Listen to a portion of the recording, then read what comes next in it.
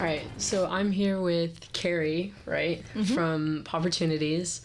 If you want to give us a little bit of background on Pawportunities and like what the organization is. So Pawportunities started out as a rescue organization, and we had the ability to intake, whatever animals. It wasn't picking and choosing so much as if we had a foster home that would say, yes, I'll take that animal in. We based our intakes on homes that would be willing to take an animal in. And in that time frame, we've evolved to also, we are now operating animal control for the city of Blue Springs. We have a variety of different outreach programs. We work with the Community Service League.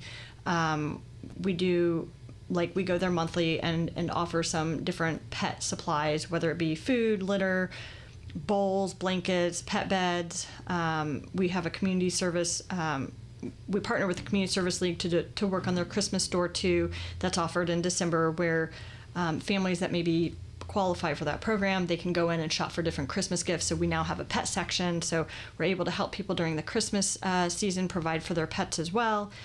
We also go to some different transient hotels and take pet food there or supplies for their pets around Christmas, or other times during the year help homeless camps. It's really evolved from just a rescue, taking animals in, to being a more encompassing thing where we're helping out people as well. That's awesome. So what's like the history? Like, how did Pawportunities start? So my son Bentley, in 5th and 6th grade, he had a 2-year science fair project, and it ended up getting a Broadcom Nationals Top 30 award. So Broadcom Nationals flew all of us out to Washington, D.C. He competed with 29 other kids. Of the kids that were there, only 9 of them were from public education schools. The rest were either private, or there's like a couple that were homeschooled. And in the time that we were there, and talking with some of the other families that were there, we realized that the group of kids that were in this position were capable of creating change in the world. So while he didn't win like a big prize or anything, by the time we got home, it was like, okay, so if these kids can create change in the world, lasting change beyond our lifetimes, what can we do in our little piece of the world to make a change that will exceed our lifetime? Right. And we had been fostering for a different organization for a little bit, and kind of knew a little bit about, rescue. We're passionate about animals, always have loved animals. So he had $500 that was, the consolation prize, and he found a couple of kittens on Craigslist, decided those were the kittens, let's go save those kittens. So we did, and we took them to a vet, and they told us all these things that the kittens needed. And so we went to like a IHOP or a Waffle House or something afterwards, and we were scribbling out on napkins like, okay, this is what the vet said they need. This is what we actually think they need. And we of course spent about the whole $500. And I think by the time the kittens were adopted out, we made like a $12 profit, which, that's fine. And I said, okay, Bentley, if this is something you want to keep doing, we probably need to find a different way that it's a more... It has to bring in a little bit more money in order to save more animals. So he's like, well, we need puppies. So we took a snow day here. We went over to Oklahoma. We met up with somebody from Texas, and then we ended up with a mom and 9 of her babies in our garage. Wow. And we put all the vet care into them, and people started, when you start to have puppies and kind of start to have a social media presence, people began to get involved. So they're like, oh, I'll foster a puppy, or I'll foster a puppy. I'm like, well, yes, one less in our garage is a good thing. So it kind of grew from there. So it started out with, they're capable of doing change. What are we going to do to change things in our part of the world? And that's kind of where we landed. That's really cool. How you took like that small science fair project and made it into like a bigger dream. And it was just, Bentley started it, but he had a lot of family support. Right. Because I think if you have a kid, I feel like sometimes when you're a kid, you're frustrated because you have maybe big ideas, but you don't know how to do them, or you're not old enough to do them, or you have a passion, but you really aren't given a conduit to follow that passion. But I think it's a good testament to if the family will support, the kids and their goals, and then the community really supported us as a family. So really our family has grown to be this really large rescue network of people. But it's the community support that really makes it successful. trying to think of I'm trying to go off of that. Okay. So what kind of animals do you take in at Pawportunities? Because I know it's puppies and kittens, but like pretty much anything but humans. Wow. We have had, we've had cockatiels, we've had birds, we've had iguanas, sugar gliders, hedgehogs, guinea pigs, rabbits, water dragons. Wow. We've had a scorpion, we've had a tarantula. Oh my goodness. So really just about anything. If it's alive, we will take it. We just don't want humans because I don't have the resources to help that. So in a more technical sense, how do you like work with the rest of the community? And maybe like, I know when we were talking before, you were talking about Blue Springs Animal Control and how you are a part of that. So we operate animal control. Yeah. So to give you kind of that background, Blue Springs has always had an animal control, but probably around like 2018, 2019, somewhere in there, they were kind of starting to have a hard time filling positions. Right. And that can be normal for a municipally operated entity. So they had one officer when normally they had 4. They were set up to be a temporary holding facility. So they only have 7 runs and 12 like cat kennels. And then they would take the animals and transfer them over to Lee Summit. They had an arrangement. Lee Summit had a much bigger shelter. And that's just kind of how it worked. Well, the bills kind of were accumulating. It wasn't really cost effective. There was a point in time where there was a city council meeting, and sometimes they will highlight different departments within the city. And so they were highlighting animal control and some of the partners in the community that they worked with, and we were one of those entities. Well, people weren't happy with how animal control was operating, or the lack of ability for them to perform some of the tasks because they're understaffed.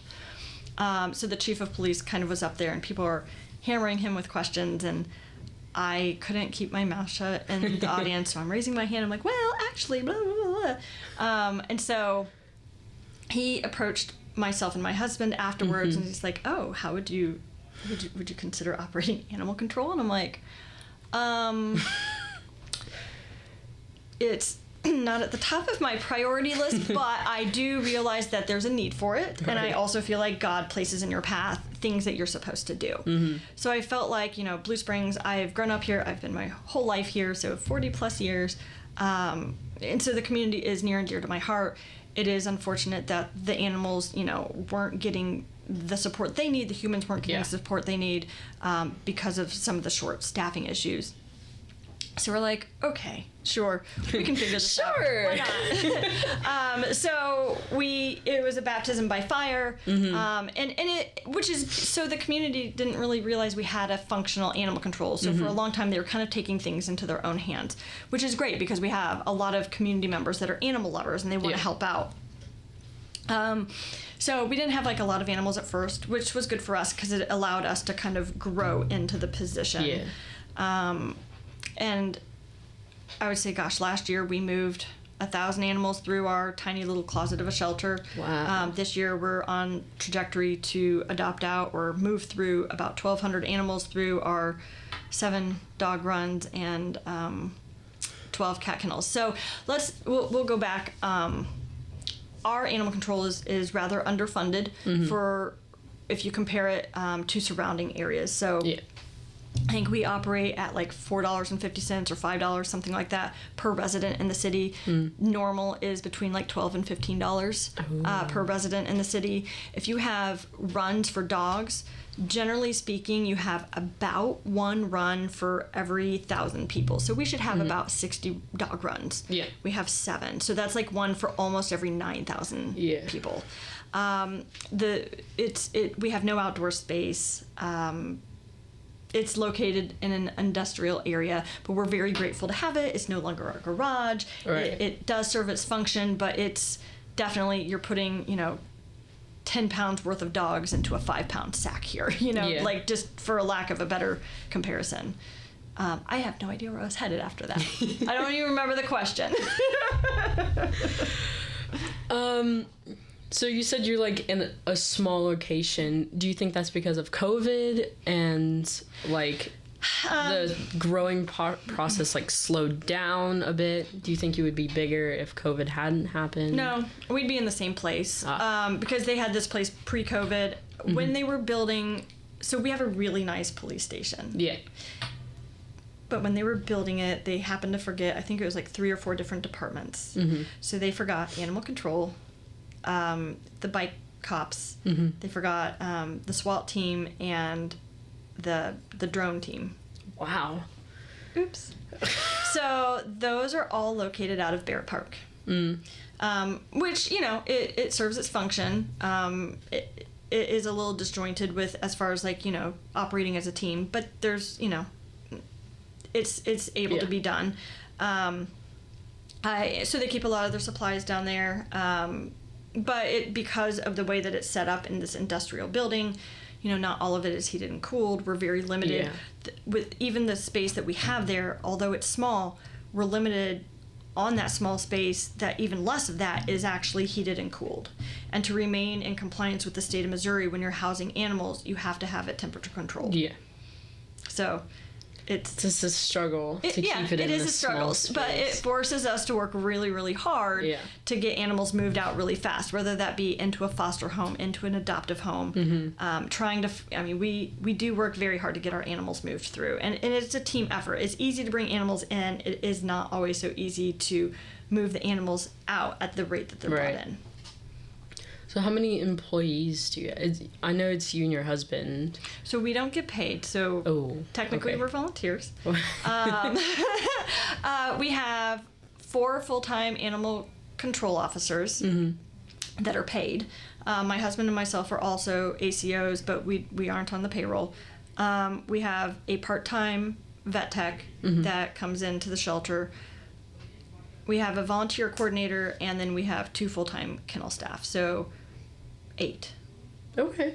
Which is not bad. I mean, if we had any more than that, there wouldn't be room for us anyways. I mean, for the most part, our animal control officers actually, when they go and do their reports, they have to sit in their truck. So they have their computers in there because that's the only space that they have to do their reports. Because there's only 1 computer in there, and if there's 2, like, I mean, we sit very close together, like you're almost sitting on each other's laps. So there's only so much space to write your reports. We're like, okay, you have reports, you need to go sit in your truck.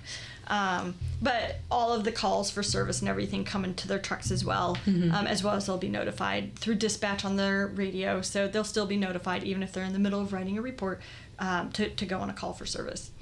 Because then they're already in the truck ready to go.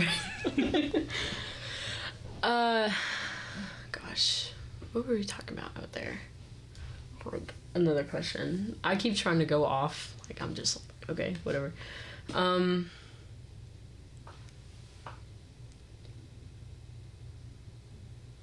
blanking.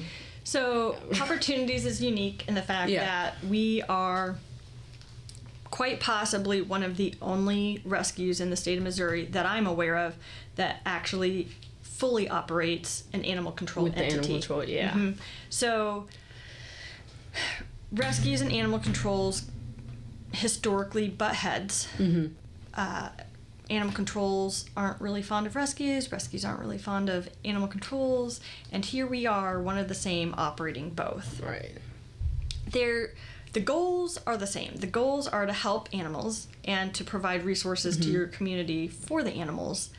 The only difference really is that a fully operating animal control has the ability to legally hold people accountable if helping them isn't changing their behavior. So, you know, if they're keeping their dog outside and they don't have proper housing, we can offer them resources or supplies, but if you go over there and you have a talk with them and they don't make any changes, we can hold them accountable and take them to court. Okay, so you can go like both sides into it. Correct. And sometimes like people don't always like, you know, law enforcement officers, so people will meet animal control officers with a little bit of contention. So sometimes like I'll go over there, even though I am an animal control officer, I'll just wear street clothes, I'll wear a t-shirt and jeans, and I'll be from the rescue side, even though we're really both. It's just it's kind of like Mars bars, like Mars makes Milky Ways and M&Ms, Yeah. but it's the same parent company. So we just kind of go in and work in tandem together. And so Take different approaches. It is. It is different approaches. So we'll go in and it's like bad cop, not good cop, Right. So we'll be like, you can play both sides. Exactly. So, do you need food? Do you need a doghouse? We can bring you a doghouse. What do you need to be in compliance? We will help you, but we'll also try to educate, like, if you're using your dog to protect your house, do you realize your dog would actually maybe protect your house more if he was in the house? Inside. Because then he'd be like, hey, family, there's a guy at the window, or there's somebody at the door, or I hear a noise. So they can actually help, so part of it is providing the education. But if that person continues to leave their dog outside, and whether that is illegal to leave them outside without, which they still have to have shelter anyways, but they continue to do this, now we can write and issue citations. We go to court, we follow through with all of the cases. There are other animal controls that have rescue involvement, but none of them, to my knowledge, have the full scope of offering citations and enforcing the law. So other jurisdictions, they'll have to have a police officer come to write citations for them, but police officers don't have the bandwidth when they already have their hands full with handling human people. Yes. Yeah. So and most law enforcement on the police side, they're very knowledgeable about human laws, but they're not always so knowledgeable about animal laws. Yeah. And there's a lot of state laws. There's a lot of legal jargon to kind of navigate carefully through. In the state of Missouri, animals are considered property.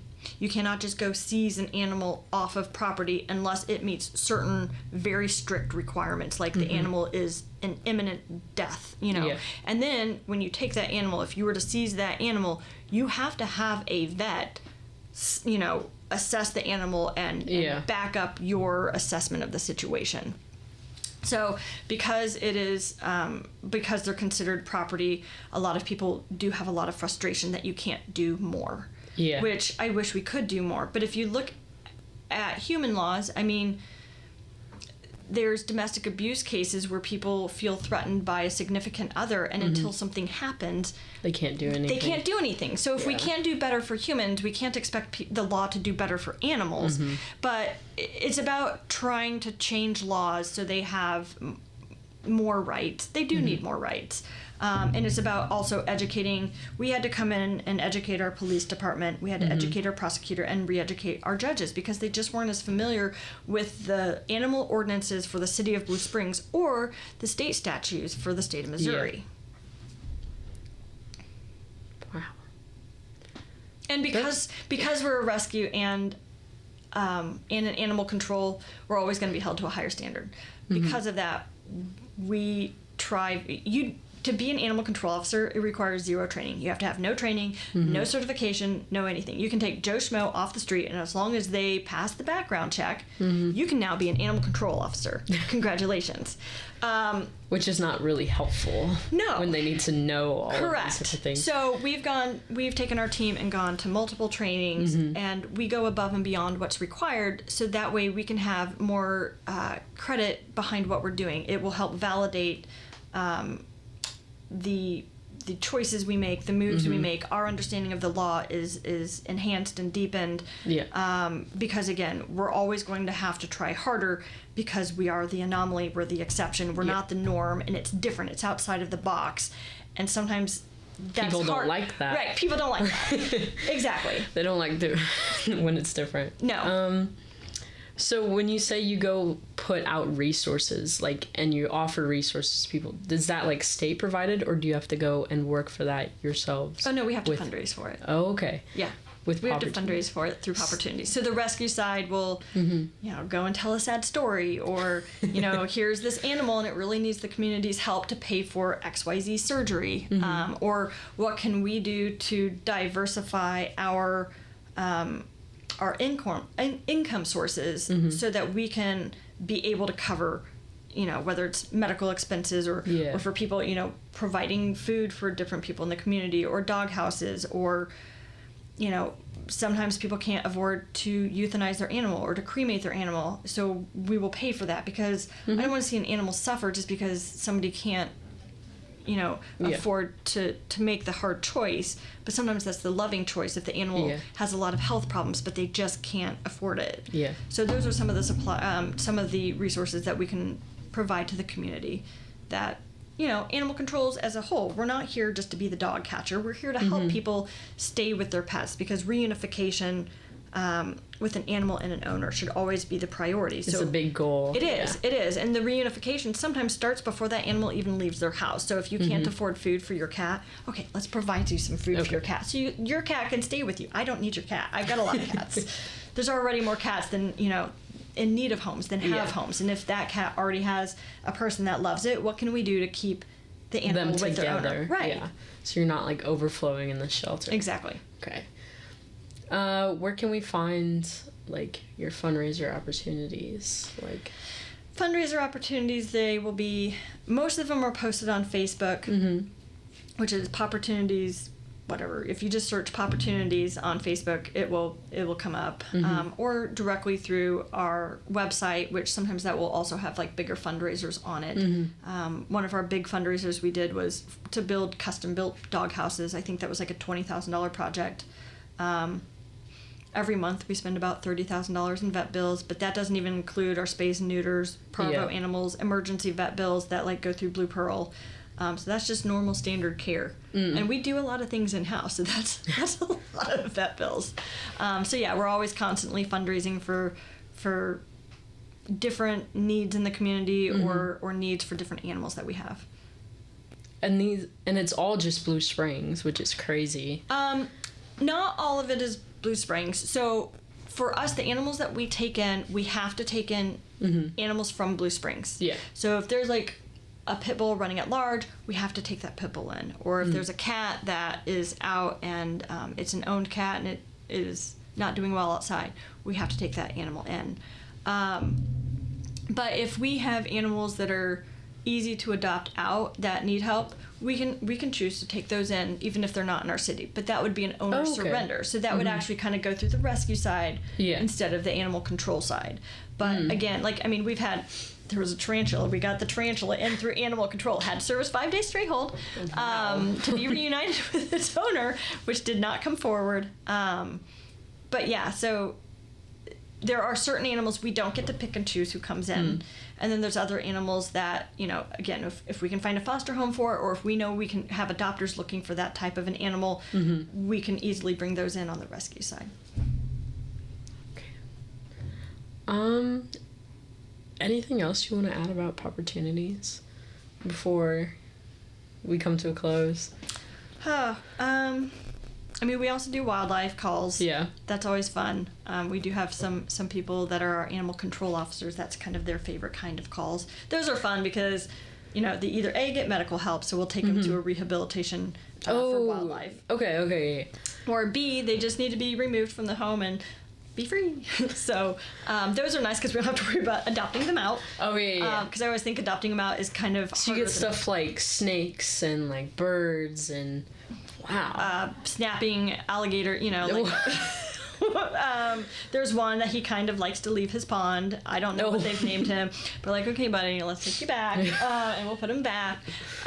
There's bat calls in houses, which I always like bat calls because those are pretty fun. Right now we're taking all of those to Lakeside Nature Center because they want to document their different migrations and the variety and species that are coming through. So some that are healthy that we would normally be like, okay, here you go. They want to kind of like just assess and document where they're kind of coming from. So we'll work with them together on that. But as far as like other things, gosh, there's so many ways. If you're an animal person, there's just so many ways to get involved and help. Whether that be taking pictures of animals, doing a TikTok on them, writing a bio on them, sharing them on social media, following us on social media. Social media is a big helper, especially nowadays. It really is, and it does help to network those animals out to a much wider reach. I mean, because of social media, we have adopted animals out to Maine, Florida, Wisconsin, Texas, Arizona. I've taken in animals, we've taken animals in from like the Virgin Islands. I've had them come in from Roatan. Wow. So yeah, social media gives you a much wider reach of people, and you can hit that targeted demographic of once you're an animal follower or like an animal rescuer, it's a very small world. And so it networks out really well. But yeah, I mean, there's just so many ways to get involved that if you can't foster an animal, like, and fostering is free. We provide everything. We pay the medical, we provide a kennel, we'll provide the food. But you don't have to foster to help. There's just small actions. Taking a dog out on a walk, that makes a huge difference, even though it maybe doesn't take up a whole lot of time.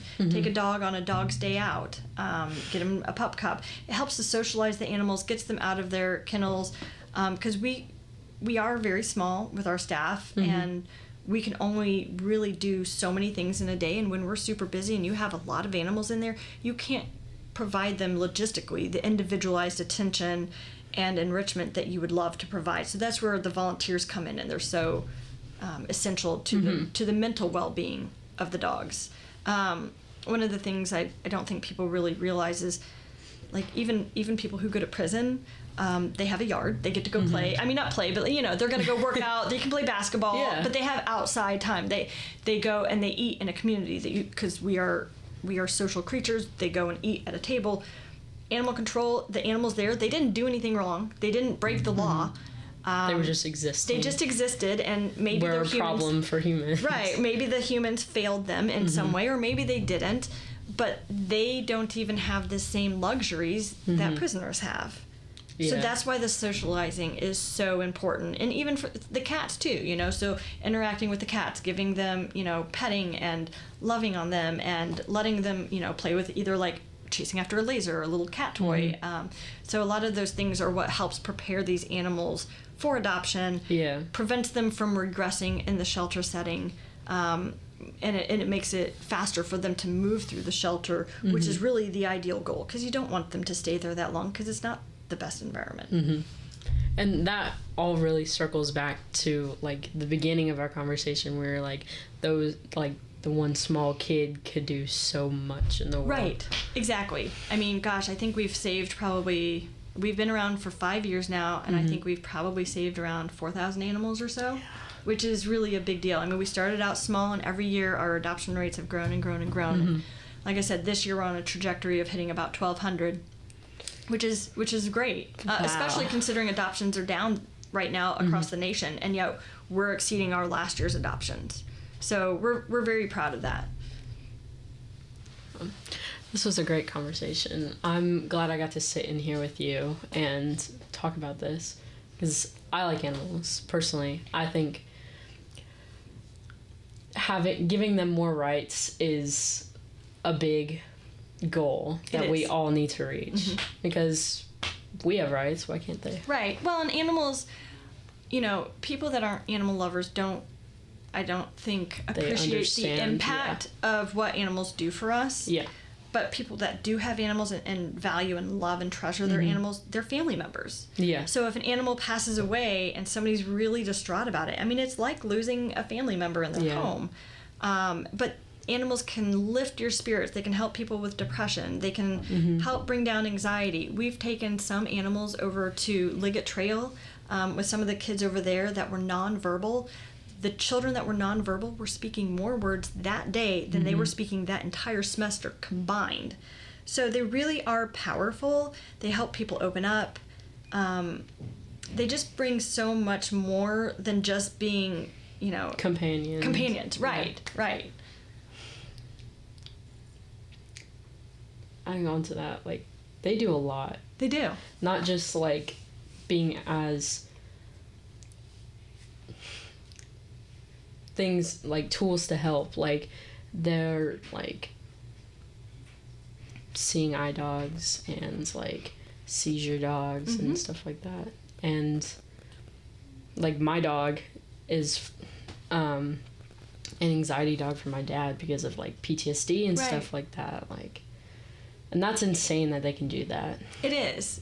They love you unconditionally. And there's not, I mean, when we have people, we feel like sometimes there's judgment or expectations. And when I was just out of town, and I'm excited to come home and see my son and my husband. Very excited. But neither of them are going to, like, do full body wiggles and jump up and down that I walked in the door. I simply walk in the door, and I have made my dog's day. But, I guess if my husband and child did that, I'd be like, okay, that's a little weird. You're licking my face, stop. But they do. They're just so full of excitement. They wear their heart on their sleeves. They, in your world, you are their everything. You can always count on them. Yeah. Yep. And they forgive you. They love you no matter, like, I'm having a bad hair day, I love you anyway. I didn't take a shower today, I love you anyway. So, maybe my husband's like, you haven't showered in a few days? My dogs would be like, oh, I roll on carcass, we're good. Oh my gosh. Ugh. Well, thank you for having me. I really appreciate it. Of course. Animals are always just so good, and any opportunity to talk about them or help educate the community that, there are animals that need rescue is great. It's awesome. Well, thank you for talking with me. All right, that's it. Perfect. Thanks.